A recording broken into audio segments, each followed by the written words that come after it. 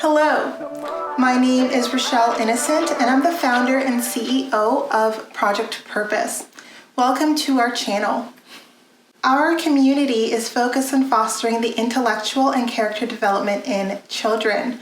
We do this through our parent-child workshops that focus on 4 themes: autonomy, self-efficacy, compassion, and self-concept, in order to cultivate grit, perseverance, and resilience in each child. At Project Purpose, our overarching mandate is to renew and rebuild family, community, and relationships. Our different social media platforms provide us with an opportunity to have discussions on all topics that relate to family, community, and relationships with ourselves as well as with others, with a primary focus on mental health and education.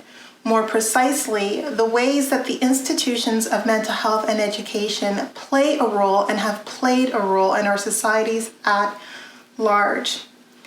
These discussions and debates provide us with an opportunity to think critically about what needs to change within these structures in order for us to live up to our bold slogan: support, protect, and empower each child through youth-focused development, better known as leadership in juvenescence.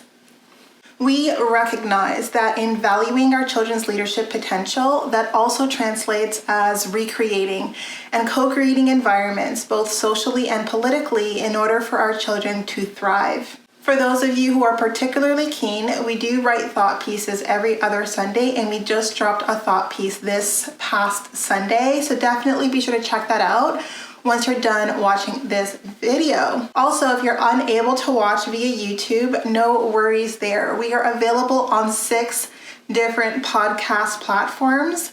Definitely feel free to listen to us on the go. We'll provide the links in the description down below. Now, as is the convention, definitely be sure to subscribe, hit that post notification bell so that you're aware of every time we post. And of course, if you like these conversations and you want to keep them going, like, comment, and share this video. Let's get into it. Hello, and welcome to another segment here on Project Purpose. For those of you who are new, we cover topics that relate to mental health, mental wellness, and education on a week-by-week basis. And this week, our topic of discussion is on mental health. And before getting into today's video, as has been the tradition all of June, I wanted to provide an announcement. We have gone live with our self-concept mini module. I am super thrilled and I'm super excited that at this point, all of our offerings are available and made ready for purchase on our storefront via our webpage. So definitely be sure to check that out. And our self-concept actually works as a mini module that is a great complement to our 3 core e-modules, which are autonomy, self-efficacy, and compassion. Also live on our website. While self-concept can be completed as a standalone e-module, it is instead 1 workshop with 6 days of daily activities, while autonomy, self-efficacy, and compassion are all 3 workshops with 21 days of daily activities. And we are super thrilled that all of our core offerings are now available for purchase online. As an extension from the e-modules that you purchase, you have access to a digital, virtual, continuous learning environment for all children between the ages of 4 to 8, 9 to 13, and 14 through to 17. And what we mean by continuous is that there is no collective start and stop. You start and stop at your convenience, but you have access to the collective body of parents, of caretakers, and of children who are coursing through the workshop at various stages so that their progress and as they go through their milestones and upload their content to our group's forum, private forum members only, that gives you the opportunity to see their progress, see the way that they're responding to those different questions, which can of course contribute to the thought exploration that you'll be doing as you course through the content. So we're super excited to provide you with a continuous learning environment, one of the first of its kind. And we're super thrilled that all of our modules are now available. So definitely be sure to check out the website. Definitely be sure to make your purchase and join the Project Purpose #Game Changer family. It's taken a lot for us to get to this point, and honestly, I couldn't be more proud that we've arrived at this juncture in our growth as a company. So all of that to say, let's jump into today's video. And as you see in the description, today we're going to be talking about mental health, and we're going to be focusing in on control and how the need to control is really detrimental to our mental health. And I'm approaching this topic as someone who has definitely been on the other side of the fence. I have been someone who was very much a control freak, very type A, very much needed for a large majority of my life to feel as though I had control of every aspect of my environment. I didn't necessarily feel like I needed to control other people, but anything that impacted me, I definitely wanted eyeballs on. I wanted control, oversight over everything. And as most of us learn through life, I mean, it's really impossible to try to maintain that expectation because life doesn't unfold the way we want it to all the time. And sometimes this need for control can definitely put us in a tailspin when we're finding that we're in situations or we're confronted with challenges that really show how little control we actually have. But in those challenges, I found personally was a gift of release, of just letting go of the idea that I can control my environment. I absolutely cannot. But then anchoring on the fact that I can absolutely control my reactions and I can control the way that I navigate through different situations that do create anxiety, because I do find that control and anxiety are correlated. Like if we have high anxiety, sometimes the way that we build coping mechanisms around that is through this false sense of control. And I think that the more we let go of control, the more the anxiety that comes and couples itself with control starts to diminish and dissipate. And that has been my own lived experience. So I'm going to be talking about 3 strategies where I had real issues with control and how I've recognized how to reframe situations in such a way where I can navigate according to the level of control that that situation dictates and still feel good about the outcome. So the first area where I realized very quickly that I had zero control over, and it's an area that I feel impacts a majority of us, and this is my response to rumors and gossip. I've not done historically very well in dealing with rumors and gossip about me. And unfortunately, despite the fact that I feel like I live a fairly standard, simple, straightforward life, I've never not had moments in life where there haven't been rumors going about. And I think the thing about rumors and about gossip is that the more that it happens to you, the more that you cultivate a thicker skin. And I remember there was this one particular situation. There was a particularly vicious rumor floating around that absolutely no truth to it. And a friend was like, you know, Rochelle, you just rise above it and you just rise above it. And that's sort of been the way that I managed rumors and gossip. I do keep an ear out on the rumors and gossip,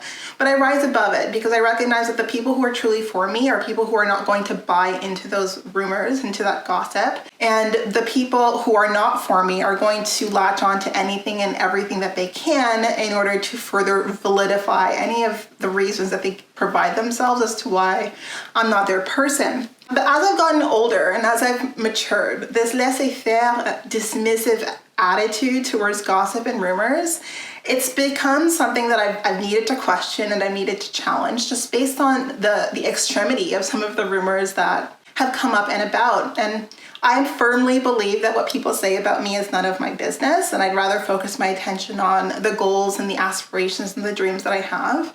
But I also have recognized that there is a line, there's a limit, and sometimes the things that we can do that are within our control that allow us to stay connected to our best selves is respond appropriately. So I'll give some personal anecdotes. So I've had rumors attacking my integrity. I have rumors attacking my character, all of which dissipated in time because people met me, people who got to know me saw that these rumors were absolutely false. And then I've had rumors attacking my mental health. And we're in a space right now where we're trying to provide, a safe zone, no judgment zone as it relates to mental health. So it's actually quite vicious that a rumor was spread concerning, my mental health. And I thought to myself, well, you know what? This rumor is serious enough that I'm going to have to start doing something to protect myself from these kinds of rumors floating around. So I started seeking out the individuals who are contributing to this rumor spreading and cutting off these people. So I'm like, well, if I don't give these people access to me, then out of sight, out of mind, they'll find someone else to spread rumors about. And that was my strategy, and I felt pretty good about it. But then, it continued. I'm by no means famous. I'm by no means a celebrity. And I recognize, with some of the rumors that have been coming up, they get more and more vicious. And I don't know if this is just with time or with just the different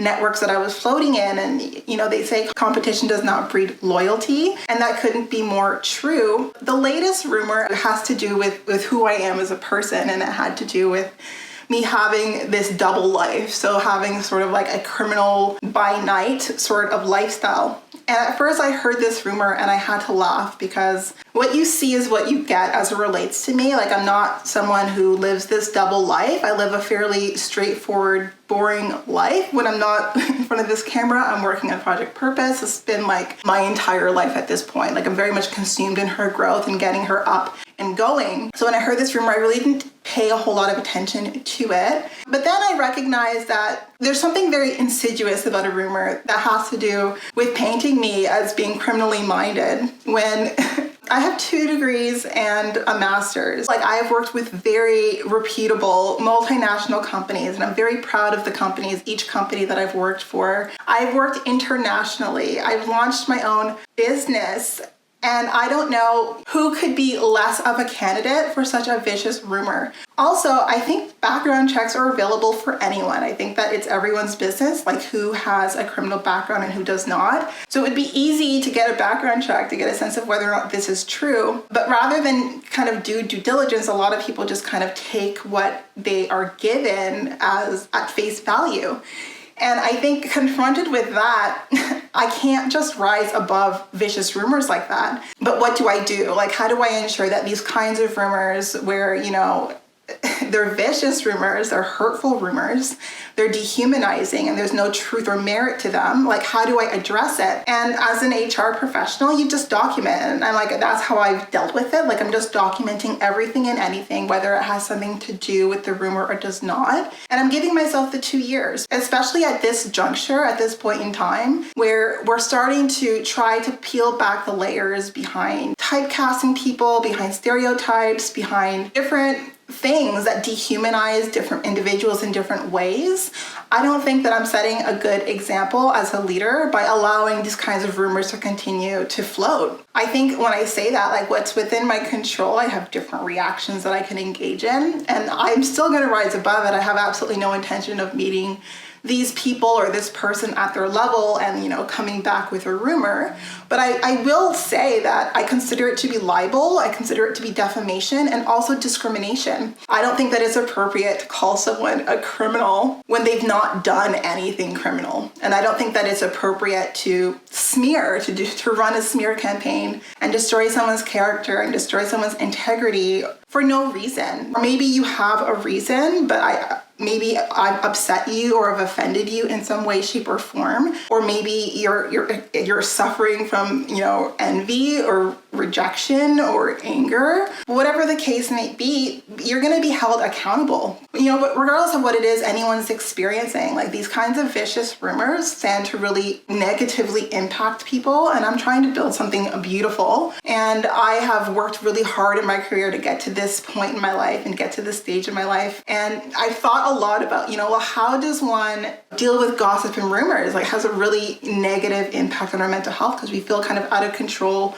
with the ways that these things can spin around. And I've realized that it's about accountability. If someone's spreading a rumor vicious enough, and it doesn't even need to be vicious enough, like, you need to hold them accountable to their words. And if it is the case that it's defamation, that is discrimination, and that is libel, then you hold them accountable to that, and you document everything that you can document, and you give it to the appropriate people so that they address it at the appropriate levels. And this is something that I would deal with formally. This isn't something that I don't feel a conversation is enough. I don't feel like, hey, I don't appreciate that. That's like, I don't feel like that's enough. I've let a lot of different kinds of rumors slide, but I realized that when it comes to rumors that are like this antagonistic and this hateful, sometimes letting it go and trying to rise above and being the bigger person is not how you support and protect and defend your best self. I think sometimes to empower yourself in the face of, rumors and gossip and some of, the things that are said is by holding those people accountable to their words, especially if they're spreading things that are particularly vicious that can really have a negative impact on your professional and on your personal life. So that's how I've learned to distinguish that, because before I wanted to control everything. I wanted to control the narrative around me. And then I learned that, you can't control everything. You can't control the narrative around you. So learn that What other people think of you is none of your business. And then now I reached this point where, you know what, to an extent, what other people think of me is absolutely none of their business. If people want to hold prejudice against me for whatever reason, it's absolutely their right. But if they're going out of their way to launch a smear campaign with no merit and to say horrible things about me, you know, about my mental health or about like my criminal intent, that has absolutely no merit, then I think that in those situations, still making a point not to internalize that information, I will respond to it formally. So I think that like as I grow and I'm building this platform and people get more curious about me, I don't think it's responsible anymore for me to just let it slide and not do anything. I think that I still need to keep a distance from this kind of rumor spreading. Like I think I don't need to take it so personally. I don't know if it is personal. I think that is hateful for sure. I feel that rising above it is just not the appropriate response. And I think that as a leader wanting to train leaders, it's important that we recognize that at some point there's a line to be drawn and you hold people accountable for the things that they say when the things that they say are really trying to dehumanize you and like put a stain on your character that you did not earn. So that's the way that I've learned to deal with it. Like still, like I don't think that people's opinions are my business, but I think that if you're going out of your way to like be hateful or to do a smear campaign, then at that point it's defamation, it's definitely discrimination and libel. And if that's what's happening, then I would address that formally. And I think that it's one of those things where people spread gossip, people spread rumors, and they just assume it won't come back to them, and it always comes back to you. So if you're the kind of person who spreads gossip and who spreads rumors, I really challenge you to reflect and think about the why you feel inclined to do these things. To people who, you know, aren't worried about what you're doing within your own life or not spreading rumors and gossip about you, and just recognize that accountability happens and the truth always comes out. And for me, I have 2 years to figure out the truth before I can address this formally, and I will definitely take that 2 years time. It's not a priority at this point in time, but I definitely will take that time to formally address and to hold accountable any of the individuals or the individual who is spreading this defamatory information that is absolutely false. So I guess that was me killing two birds with one stone, because I did want to talk about the way that I've evolved and how I've managed around dealing with the fact that like I had a lot of issues with the narrative and what people were saying with me, and I had to learn to let that go. Whereas now I think that I'm finding my balance. For the most part, I really don't think that what people think about me is any of my business. I have things that I need to do and accomplish, and I don't want to take too much brain space thinking about what other people are talking about. If it is hateful enough, if it is damaging enough, if it's going to hurt my reputation and hurt what it is that I'm hoping to build, then I will address it formally. So the second thing that I've learned about control and how I've needed to build a frame around bad things happening to good people. And this is something like, to my core, I believe in the goodness of humanity. Like, to my core, I believe that even if someone acts maliciously or, you know, does something that is hurtful, that it's always a byproduct of pain, that it's a byproduct of pain, and that there's a good person lying in there somewhere. And this is a core belief, and it's been fairly unshakable for the majority of my life. And I've learned that, you know, there are exceptions to this rule. I think I was fairly stubborn in holding on to this belief that people are inherently good all the time. And I've had a numerous amount of people challenge this belief and help me see, like, no, there are some people who are inherently bad. And I was like, no, there's just a lot of pain there. There's just, you know, a lot of unresolved hurt. And that was how I rationalized evilness or like very bad behavior, or malicious acts that are hurtful. All to say, I had an experience earlier this year. It was just in and around my birthday. And within a 72-hour period, I had been targeted to be abducted.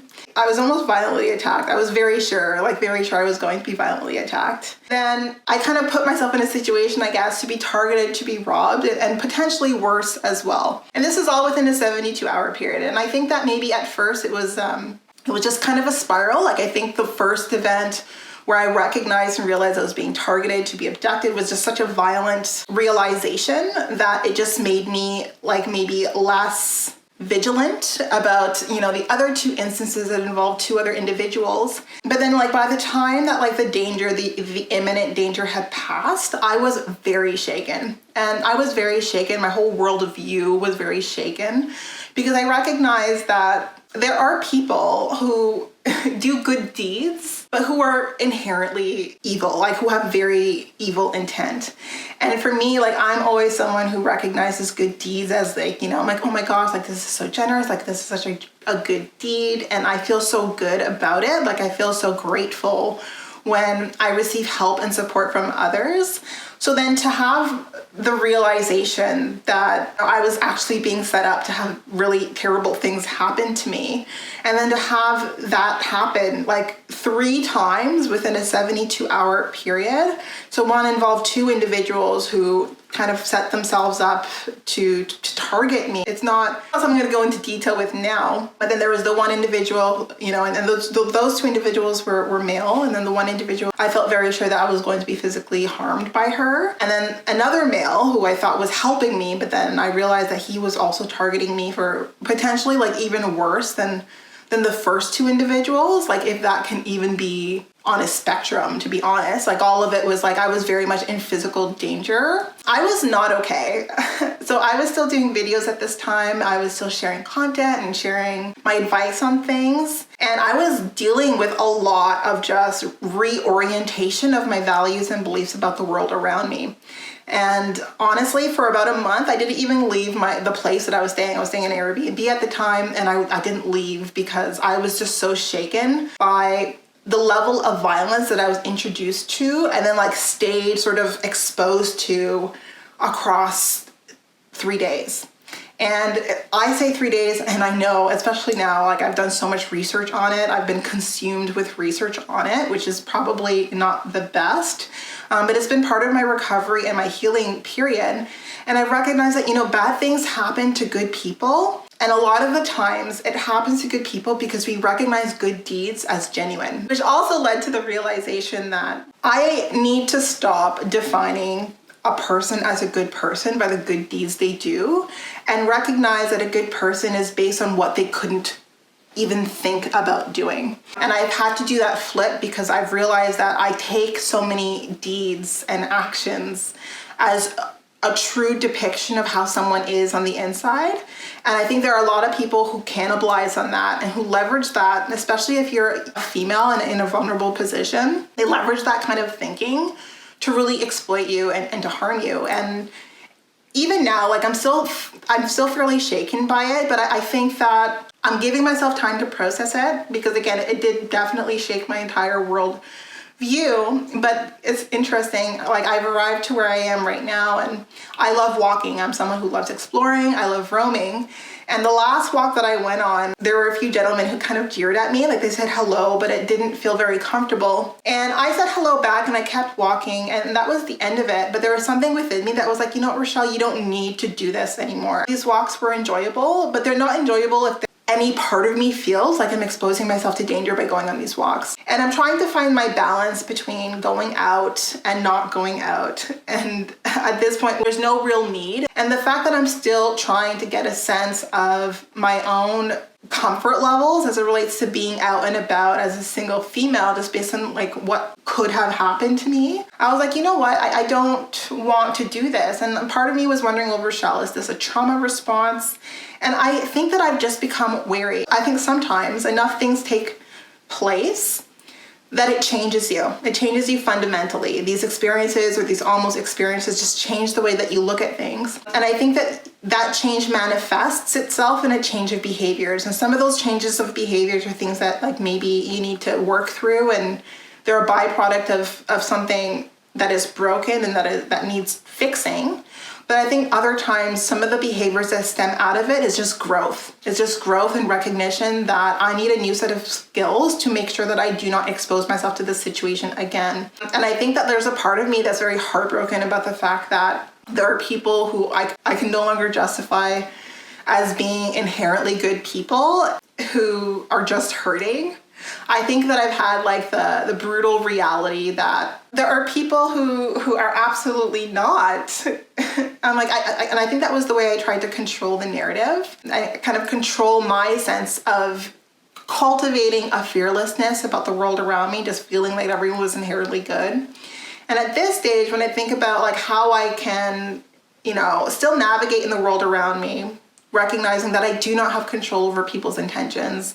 There's nothing that I can do to foretell someone's intentions. And while I don't want to live under a rock and in fear, I need to recognize that what is within my control is like just being more mindful and recognizing that not every action is genuine, right? There are some genuinely good acts not done with genuine good intent.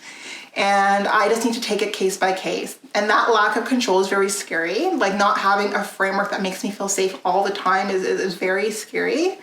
But I think adapting to it and aligning my behavior to it is probably the healthier choice moving forward. And I'm still on that path. And my last thing around control is really about the journey. It's about the process. So I mentioned to all of you about like I'm very goal oriented. I love setting goals. I love working on my goals. And that's my life. Like during this particular time, a lot of my goals keep me indoors regardless, right? I've been doing a lot of research. There's a huge learning curve that I'm getting through. And now the core offerings are up. I have to learn about marketing in a way that I've never learned about it, and about seeding. And like I have to learn about the digital e-commerce space in a different way. So these are things I knew about because of consulting, but there is a different frame of knowledge that I need to work within to be able to execute and to really take my company off the ground. And so that keeps me indoors regardless. But like for me, anytime that I set up a goal, I generally have like this visualization of how it goes. And I learned that you set up the goal and you let the journey take you where it takes you. And just like whatever happens, good or bad, you just lean into it, because all of it is experience that's like building you up for the goal that you're hoping to accomplish. And that's been the mindset that has kept me level set, that has kept me feeling fulfilled, keep me feeling satisfied, even when the pressure is on. And like building your own company, especially during these precarious times, there's pressure all the time. I feel so much pressure. I mean, there's so much sacrifice all the time. And I feel the sacrifices that I'm making on a day-to-day basis. And I feel the pressure, and I have responsibilities, and I'm aware of that. Like I'm very cognizant of that. But then there's so much joy and there's so much fulfillment, and I see the growth and I see the movement as well.